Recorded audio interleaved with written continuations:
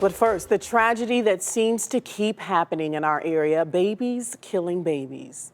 And everything that could have possibly done for that poor little boy was done in his final moments, and he wasn't alone for 1 second.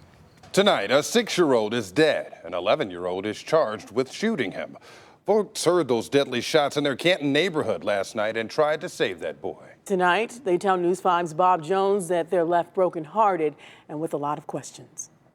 It was obviously the worst thing I've ever been a part of. Matt McLean, who didn't want his face shown, says he was sitting on his porch on 19th Street Northwest when he was startled by a loud noise, which turned out to be gunfire. Heard shushing kind of noise from some kids next door and looked around, and there was a young boy on the ground, and another kid took off running with what looked like a gun. Others in the neighborhood rushed to this grassy area between two homes to help 6-year-old King Pleasant, who had been shot in the chest. A car came pulling around, and they put the young boy into the car while he was unresponsive and drove him to the nearest hospital. But the boy passed away at Mercy Medical Center. Councilman Frank Morris says the community is shaken by King's death. When you find out that there's an incident involving a child, it just leaves everybody speechless. Matt says when Canton police arrived, they arrested an 11-year-old boy a few doors down from the shooting.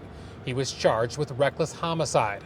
According to Matt, the boys live in separate homes on the street. It's just an absolutely horrific and senseless thing. Police are not revealing many details of the investigation and told us this afternoon a judge has issued a gag order in the case, leaving many questions unanswered, including, was the shooting accidental? How did an 11-year-old get his hands on a gun?